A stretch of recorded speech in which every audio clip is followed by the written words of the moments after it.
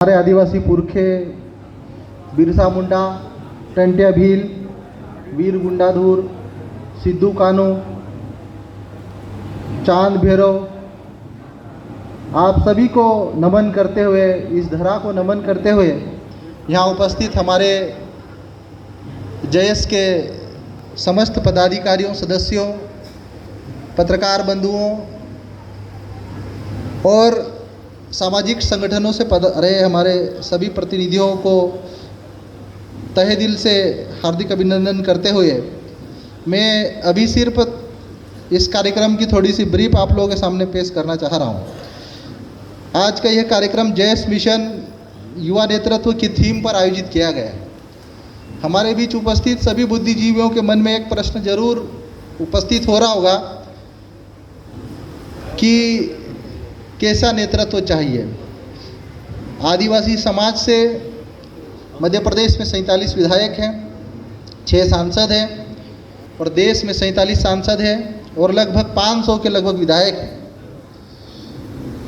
तो कैसा आदिवासी नेतृत्व चाहिए? साथियों, आज के इस कार्यक्रम का उद्देश्य युवाओं को चुनाव लड़वाकर विधायक या सांसद बनाना नाम मात्र नहीं। विधायक और सांसद तो बीजेपी, कांग्रेस और अन्य राजनीतिक दल बना रहे हैं, लेकिन सबसे बड़ा सवाल कि क्या आदिवासियों की लड़ाई जो जयपाल सिंह मुंडा जी ने संसद के भीतर लड़ी थी, आदिवासियों की लड़ाई जो भंवर सिंह पोरते जी ने लड़ी थी, आदिवासियों की जो लड़ाई जो जमुना देवी जी ने लड़ी थी, आदिवासियों की लड़ाई जो बिरसा मुंडा और टंट्या भील ने लड़ी थी, वो लड़ाई क्या हमारे वर्तमान आदिवासी विधायक और सांसद लड़ पा रहे हैं? ये सबसे बड़ा प्रश्न चिन्ह है।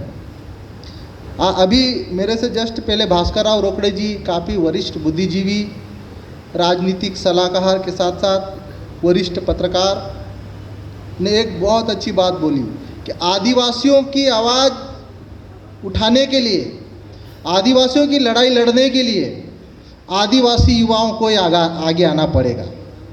ये बहुत गंभीर बात है। आज आदिवासियों के मुद्दे दूसरे गैर आदिवासी नेता कर रहे हैं। आज आदिवासी समाज का युवा अपने मुद्दों की बात, अपने हक की लड़ाई क्यों नहीं लड़ सकता है? ये आज आज़ाद भारत के इस अमृत काल में पढ़े लिखे युवाओं के सामने एक सबसे बड़ा प्रश्न चिन्ह है।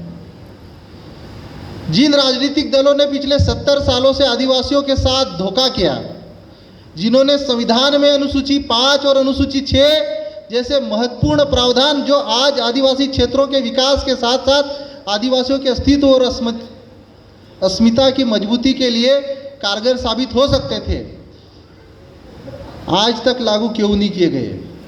हमारे बुंदेलखंड के हमारे वरिष्ठ साथी ने बहुत अच्छी बात कही है कि आज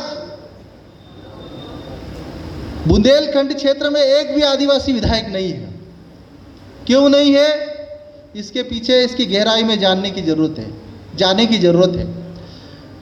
2003 में, उससे पहले 1950 में जब भारत का संविधान लागू हुआ था, उस समय अनुसूचित क्षेत्रों का गठन हुआ था और उसके बाद 2003 में अनुसूचित क्षेत्रों का गठन हुआ था। उसके बाद आदिवासियों की संख्या भले बढ़ती गई हो, लेकिन नए अनुसूचित क्षेत्रों का गठन नहीं हुआ।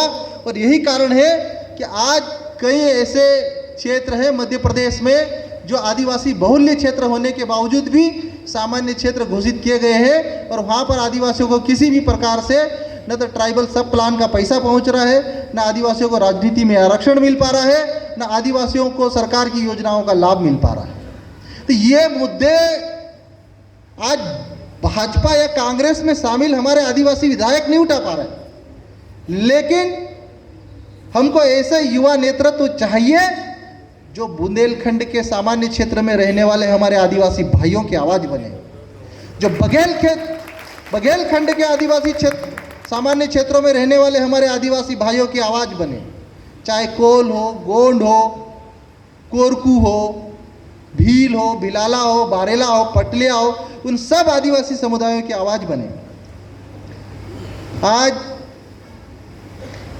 आज़ाद भारत में जयपाल सिंह मुंडा जी, कार्तिक उरांव जी, भंवर सिंह पोर्ते जी, जमुना देवी जी ने वास्तव में आदिवासियों के जल जंगल जमीन की लड़ाई लड़ी, लेकिन उसके बाद आज आदिवासियों की लड़ाई संसद में, विधानसभा में लड़ने वाले कितने नेता आप लोगों को नजर आते हैं?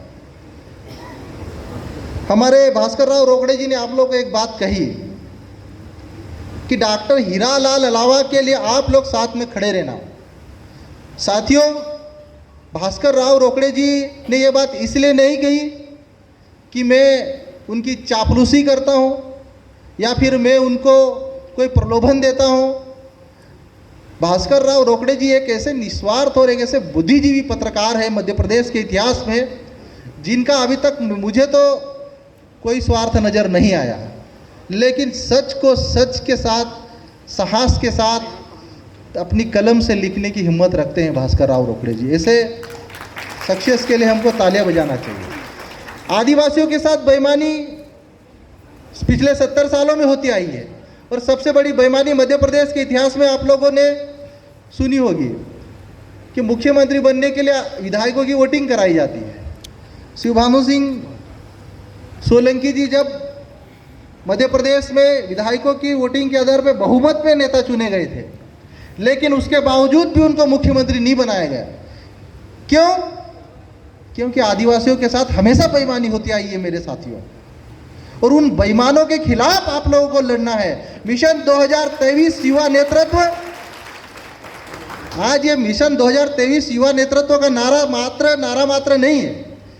इस नारे से आदिवासियों के जो मुद्दे हैं, चाहे बघेलखंड के हो, बुंदेलखंड के हो, चाहे महाकौशल के हो, चाहे धार झाबा बड़वानी के, जिन मुद्दों पे राजनीतिक पार्टियां आज चर्चा तक नहीं कर रही है, उन मुद्दों पर चर्चा प्रदेश की जनता और प्रदेश की ब्यूरोक्रेसी और प्रदेश की सरकार करेगी।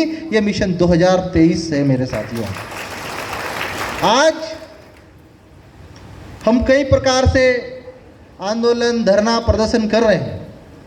आज जयेश जैसे ताकतवर संगठन को, ये जयेश संगठन किसी भी धर्म, जाति, समुदाय के खिलाफ नहीं है। हमारी लड़ाई किसी भी धर्म के खिलाफ, किसी भी जाति के खिलाफ नहीं है। हमारी लड़ाई सिर्फ अपनी आइडेंटिटी के लिए, अपने संवैधानिक हक और अधिकार के लिए, जो इस भारत की लोकतांत्रिक व्यवस्था में आदिवासियों को समाज की मुख्य धारा से जोड़ने के लिए, आदिवासियों को विकास के लिए और समानता के लिए जो संविधान की प्रस्तावना में जो लिखा है, उसके लिए जो अधिकार दे, उन्हीं अधिकारों की हम लोग बात कर रहे हैं। आज हमारे बारे में कई प्रकार की भ्रम और अफवाह फैलाया जाता है, लेकिन आप लोगों को मैं बताना चाहता हूँ, आज आदिवासी इलाकों में स्कूलों की हालत जर्जर हुई। 1950 के बाद जो भी स्कूल बने होंगे, आज से 40 साल, 50 साल, 60 साल पहले, उन स्कूलों की हालत आज जर्जर होकर गिर रहे हैं। आदिवासी यूप योजना का जो पैसा हजारों करोड़ रुपए हर साल आ रहा है, आप सब युवा अपने दिल से और दिमाग से पूछिए कि हर साल हजारों करोड़ रुपए जो आदिवासी यूप योजना का जो पैसा आ रहा है, आज आदिवासी इलाकों में कहाँ जा रहा है? स्कूलें नहीं बन नहीं रही, अस्पताल वही के वही, पीएससी सीएससी से अभी आदिवासी इलाके ऊपर उठे नहीं। आज हर सामान्य जिलों में मेडिकल कॉलेज खोले जा रहे हैं, आदिवासी इलाकों में कॉलेज नहीं है। हर सामान्य क्षेत्र में रेलवे लाइन बिछी है, आदिवासी धार झाबा बड़वानी जिले में रेलवे लाइन नहीं है। आज आदिवासी क्षेत्रों में आदिवासी हितैषी जो योजनाएं थी, किसान अनुदान योजना, जिसमें आदिवासी किसान ट्रांसफार्मर 25% पैसा देके लगवाते थे, आज एक खंभा भी लगवाना है आदिवासी किसान को तो पैसा इकट्ठा करेगा। पैसा, जिस किसान के पास पैसा होगा वो खंभा और तार और ट्रांसफार्मर लगवाएगा, नहीं तो बैठे रहेगा। आज आदिवासी इलाके सूखे से ग्रस्त है। आदिवासी इलाकों में कुपोषण और भूखमरी और पलायन जैसे गंभीर मुद्दे, आज राजनीतिक पार्टियों का ध्यान अभी नहीं है। भास्कर राव रोकड़े जी ने कहा एक बहुत अच्छी बात, बहुत गंभीर मुद्दे की बात, कि जो आउटसोर्सिंग के माध्यम से जो पद भरे जा रहे हैं, आज पिछले दरवाजे से जो सरकार बैकडोर एंट्री करती जा रही है, उसमें जो बैकलॉग के आदिवासियों के जो पद थे, वो सारे के सारे पद पिछले दरवाजे से सरकारें भर रही है। और हमारे नेतृत्वकर्ता, हमारे कोई पार्टी के विधायक हो चाहे विपक्षी पार्टी के विधायक हो, आज सिर्फ राजनीतिक पार्टियों की कठपुतली बनी हुए हैं, कभी भी सरकार के खिलाफ आवाज़ उठाने की हिम्मत नहीं कर रहे हैं। आज 1 लाख के पद लाखों की संख्या में खाली है, लेकिन अभी आप आदिवासी क्षेत्रों में स्कूलों की हालत देखेंगे आप, तो वहाँ पे 4th क्लास में स्कूल के छात्रों से झाड़ू लगवाई जा रही है। एक भी स्कूल में 4th क्लास का कर्मचारी नहीं है, एक भी अस्पताल में 4th क्लास का कर्मचारी, सरकारी कर्मचारी नहीं है। सारे के सारे पद ठेकेदारों या आउटसोर्सिंग के माध्यम से ठेके पे दे दिए गए हैं। तो आपको क्या लगता है कि इन पदों पे कभी सरकार परमानेंट भर्ती निकालेगी? नहीं निकालेगी। आज आदिवासी युवा बेरोजगार इस कदर हो चुके हैं कि आप पलायन करके गुजरात, महाराष्ट्र, अन्य राज्यों में उनको जाना पड़ रहा है। आदिवासी लड़कियां ह्यूमन ट्रैफिकिंग के माध्यम से गायब कर दी जा रही है, लेकिन सरकार आदिवासियों का विकास सिर्फ भाषणों में करना चाहती है, आदिवासियों का विकास हकीकत में नहीं करना चाहती है। अगर सरकार आदिवासी हितैषी है तो आदिवासी क्षेत्रों में, अनुसूचित क्षेत्रों में आदिवासियों को हर ठेकेदारी में हिस्सेदारी दो, आदिवासियों को हर नौकरी में हिस्सेदारी दो। और मध्य प्रदेश में 20% आदिवासी, 25% आदिवासी है। 2011 की जनगणना के अनुसार मध्य प्रदेश में 21% है, लेकिन वर्तमान में लगभग 25% आदिवासी है। आज मध्य प्रदेश के कितने जिलों में आदिवासी कलेक्टर है? मध्य प्रदेश के कितने जिलों में आदिवासी एसपी है? मध्य प्रदेश के कितने जिलों में आदिवासी सीओ है? एक भी पद पे आदिवासी कलेक्टर, एसपी और सीओ नहीं मिलेगा मेरे भाइयों। फिर सरकार कहती है कि मैं आदिवासी हितैषी हूँ, हम आदिवासी हितैषी है। मैं सरकार से कहना चाहता हूँ कि आप बिरसा मुंडा गौरव जनजाति दिवस मना के आदिवासियों को गुमराह नहीं कर सकते। आप ये आदिवासी युवा जाग चुका है और अपने हक और अधिकार के लिए मिशन 2023 में दबंगी के साथ लड़ेगा और अपने युवाओं को आगे बढ़ाएगा। आपको इन मुद्दों की लड़ाई लड़ना है, हमको किसी राजनीतिक पार्टी की गुलामी नहीं करना है। हमको सरकार को सच का आईना दिखाने की हिम्मत होनी चाहिए। ये आप सभी युवाओं से, अलग अलग जिलों से पधारे हो रहे हैं हमारे युवाओं से कहना चाहता हूँ। अरे नेता तो किसी भी पार्टी से बन जाओगे, आपको बीजेपी टिकट दे देगी, कांग्रेस टिकट दे देगी, और भी दल टिकट दे देंगे, लेकिन सवाल सबसे बड़ा है कि क्या ये पार्टी आदिवासी एजेंडे पे आपको विधानसभा और लोकसभा में बोलने देगी? अगर जो पार्टी आपको आदिवासी मुद्दों पे बात नहीं रखने दे, ऐसी पार्टियों से चुनाव लड़कर विधायक और सांसद बनने का आपको कोई मतलब नहीं है। हमारे युवा नेतृत्व का मतलब यही है। आज भास्कर राव रोकड़े जी ने एक बात और बहुत अच्छी कही कि कई ऐसे संगठन हैं जो संस्कृति के नाम पे काम कर रहे हैं, कई ऐसे नेता हैं जो आरएसएस और बीजेपी में जो नेता बनते हैं उनको आरएसएस भाषण लिख के देती, वही रट्टू रटाए वही भाषण वो पढ़ पाते हैं, कभी आदिवासी मुद्दों पर कभी बात नहीं कर पाते हैं। आपने देखा है कभी कोई बीजेपी का विधायक अनुसूची 5 पर 5 शब्द बोल रहा हो? कभी बीजेपी का कोई सांसद 5 शब्द बोल रहा हो?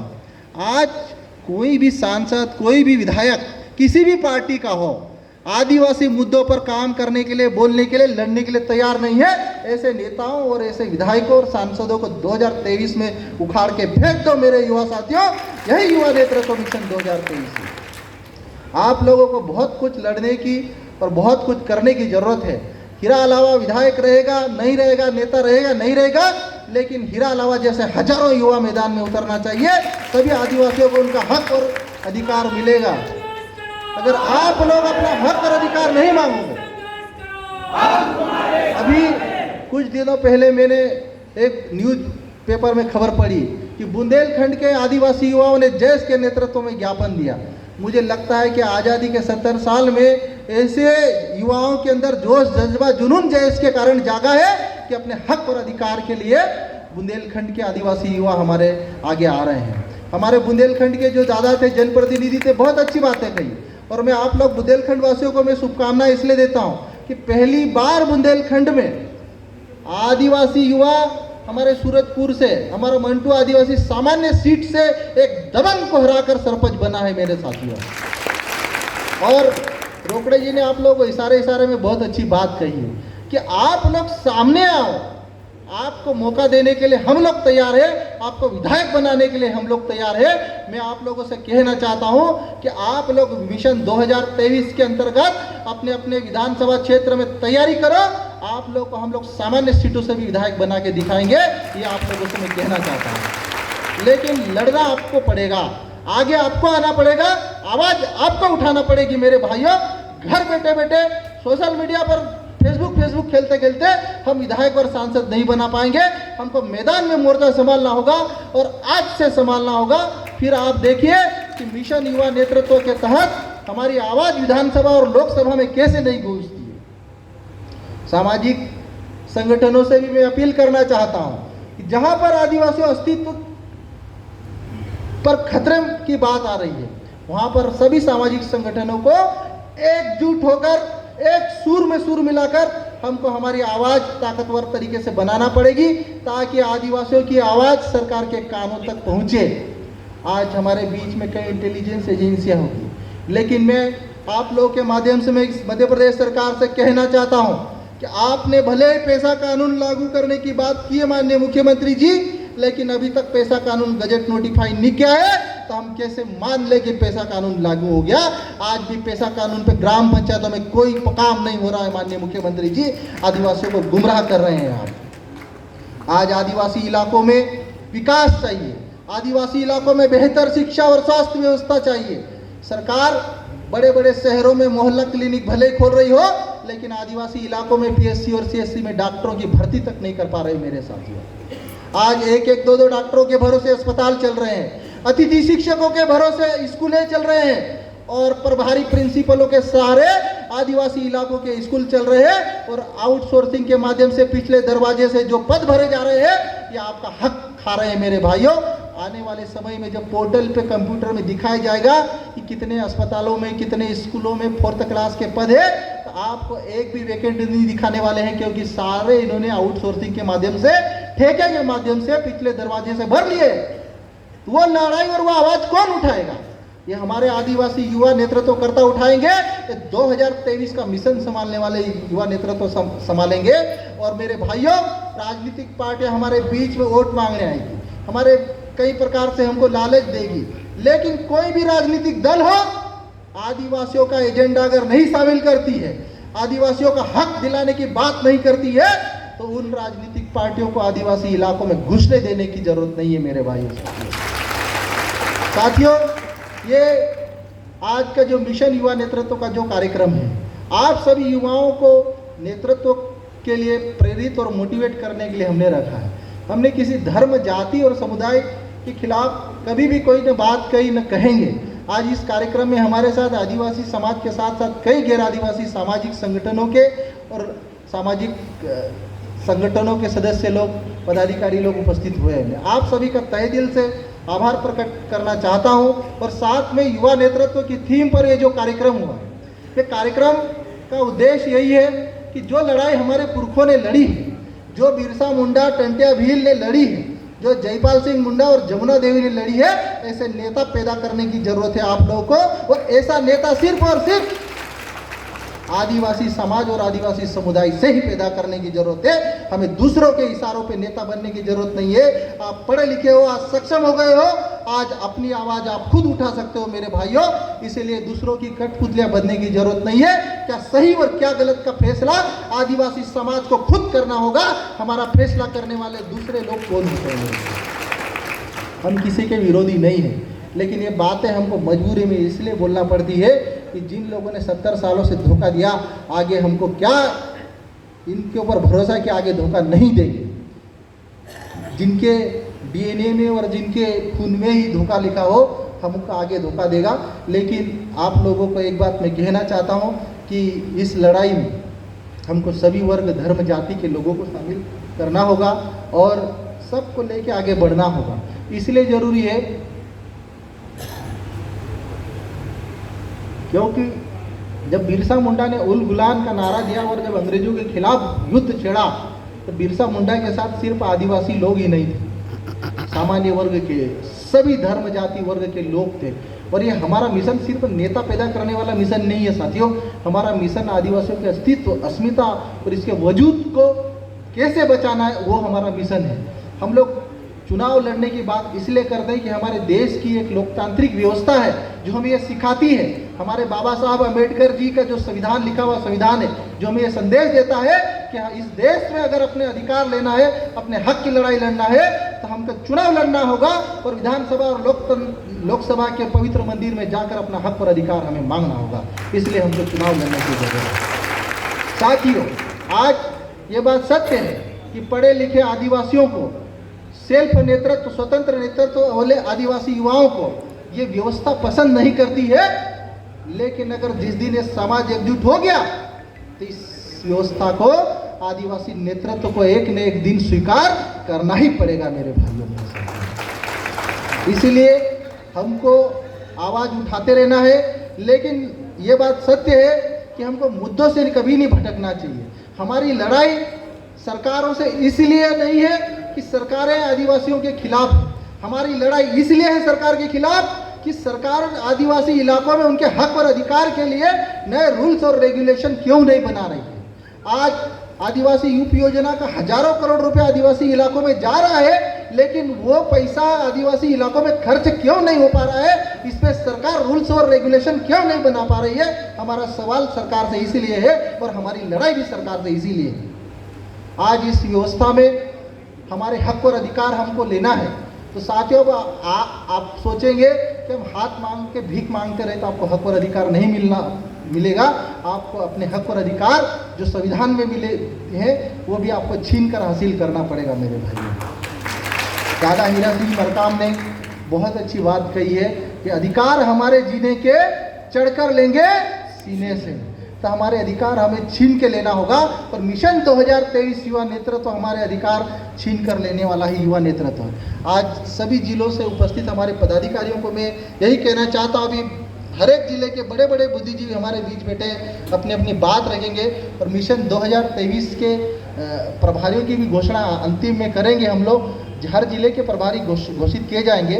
आप लोगों से यही अपील है कि आप आज के इस कार्यक्रम के हर एक बुद्धिजीवी के भाषण को गंभीरता से ले, क्योंकि ये आपके अस्मिता और आपके वजूद की लड़ाई का नेतृत्व मिशन है। नेतृत्व मिशन युवा नेतृत्व का मतलब ये नहीं है कि चुनाव लड़के सिर्फ विधायक सांसद बना देना है। हमको ऐसे नेता और ऐसे विधायक और ऐसे सांसद नेतृत्व किसी काम के नहीं, समाज के लिए और आदिवासियों के लिए जो उनकी बात सदन में नहीं कर पाते हैं, हमको ऐसे युवाओं को तैयार करना है जो उनकी बात डंके की चोट पर विधानसभा और लोकसभा में उठा सके।